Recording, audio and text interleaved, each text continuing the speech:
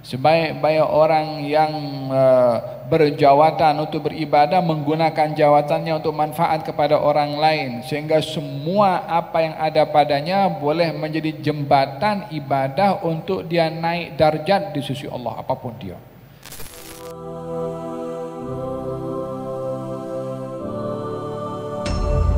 Jadi ahli tasawuf itu bukan hanya dilihat sebagaimana saya jelaskan pada pertemuan yang lalu, bukan hanya dilihat pada pakaian atau pada gelaran atau pada nama ataupun pada apapun juga yang bersifat zahir.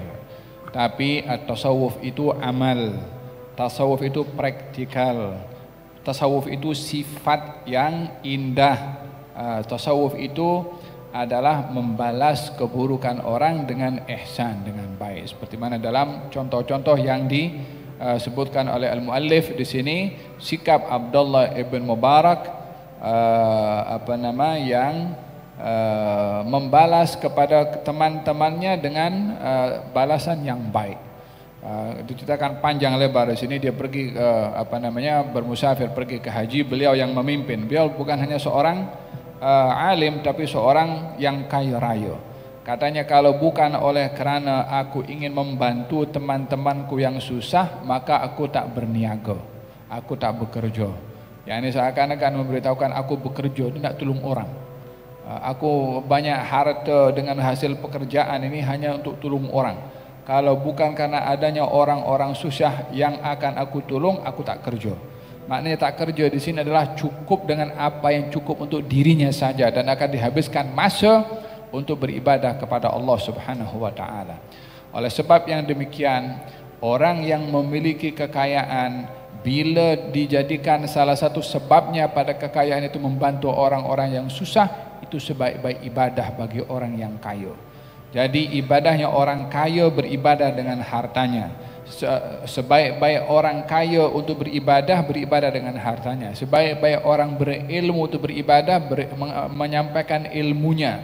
Sebaik-baik orang yang berjawatan untuk beribadah, menggunakan jawatannya untuk manfaat kepada orang lain, sehingga semua apa yang ada padanya boleh menjadi jembatan ibadah untuk dia naik darjat di sisi Allah apapun dia. Sehingga tidak dapat merendahkan orang lain. Oh, ini dia ada jawatan di tempat ini orang ada dia salah guna jawatan.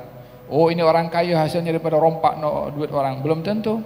Kalau dia orang kaya, hasil daripada perniagaan yang halal dia gunakan untuk tolong orang lain, maka itu terbaik bagi orang itu. Mungkin lebih baik daripada orang yang dudukkan masjid berzikir kepada Allah Subhanahu wa taala. Mungkin lebih baik daripada orang yang i'tikaf. Mungkin lebih baik daripada orang yang hanya mungkin lebih baik daripada orang pergi umrah. Boleh jadi umrah yang sunnah lah maksudnya, karena ini tolong orang lain. Walihada ada seorang dia peniaga yang sukses dalam berniaga, datang kepada orang alim karena teman-teman yang sebaya dengan dia semuanya khalas, dia resign dan juga tinggalkan semua kesibukan dalam berniaga. Dia habiskan masa di masjid untuk i'tikaf, ibadah Quran dan seterusnya. Maka dia nampak seorang diri yang bekerja, maka dia jumpa dengan tok gurunya. Katanya, tok guru, saya ingin jual, saya punya barang ini semua. Saya nak jadi macam teman-teman saya, habiskan masa untuk beribadah saja kepada Allah Subhanahu wa taala. Katanya, jangan, kamu tetap kerja, cari itu rezeki. Sebab mereka yang duduk di masjid ini yang bagi makan kamu. Kalau kamu tak kerja, tak bagi makan, kamu tak bekerja, tak dapat duit, siapa nak bagi makan kepada mereka? Yang duduk di masjid itu dapat manfaat daripada yang bekerja. Yang bekerja lebih baik daripada yang duduk di masjid. Apa sebabnya? Yang duduk di masjid i'tikaf pahalanya untuk dirinya. Yang bekerja cari rezeki tolong orang, pahalanya untuk dirinya dan juga untuk membantu kepada orang lain. Pahala yang lebih menyeluruh, lebih baik. Ibadah yang menyeluruh lebih baik daripada ibadah yang hanya didapat oleh diri sendiri. Faham tom? Dan dalam hal ini Abdullah ibn Mubarak katanya, kalau bukan karena ingin tolong orang, aku tak bekerja, tak berniaga. Wah, dia berinfak dengan hartanya. Pergi ke haji, orang-orang bawa bungkusan duit macam itu, letakkan nama masing-masing, letakkan dalam peti. Nah, sini duit kamu ini. Sekarang kalau orang nak pergi travel agent kan, bayar duit dulu yang sekian. Itu duit disimpan dengan namanya, diletakkan dalam peti. Nah, sebab dia yang jadi ketua, maka dia yang akan layan.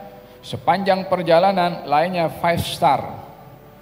Walaupun duit yang diberikan mungkin yang setengah star mungkin. Duit yang diberikan sedikit, tapi layanannya dikasih baju, diberi makanan yang sedap. Walhasil itu apa namanya, sampai di tanah suci Mekah. Kamu punya keluarga ada pesan apa-apa untuk oleh-oleh katanya. Ya ada, oke beli, dikasih duit untuk beli. Dikasih duit pula untuk beli. Sementara duit yang disimpan cukup untuk pergi ke haji, cukup-cukup je. Ini dengan oleh-olehnya sekali dibagi duit. Sampai balik sudah balik, dibagi hadiah lagi, jemput ke rumahnya, dibagi makan. Lepas tu duit yang mereka berikan untuk pergi ke haji dalam kantong tu, duit itu dipulangkan masing-masing. Free mereka punya pergi ke haji semua. Abdullah ibn Mubarak, hada tasawuf, amal, praktikal, berbuat kebaikan kepada orang lain. Faham dong? Kalau ceritakan ini yang siapa namanya, Sayyidina Ali ibn Husain bin Ali bin Abi Thalib. Dia menjadi orang yang menanggung 100 keluarga yang ditanggung tak tahu. Memberikan nafkah 100 rumah tangga, 100 rumah yang ditanggung tak tahu. Hanya hari-hari dapat makanan di dalam rumahnya. Dipikul sendiri itu beras atau itu makanan, gandum, dipikul sendiri. Malam-malam pun juga. Faham dong? Dan tidak diketahui perbuatannya kecuali setelah wafatnya. Mungkin zaman kita sekarang pun nanti kalau kau keluar ambil gambar tahu, masukkan Facebook itu.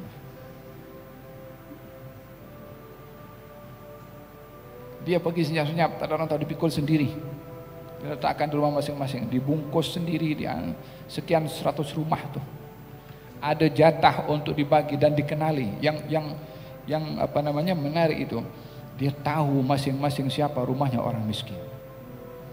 Dan dia tidak mungkin tahu kalau tidak mengkaji, didatangi, diperiksa, supaya sedekah itu sampai kepada orang yang berhak menerima.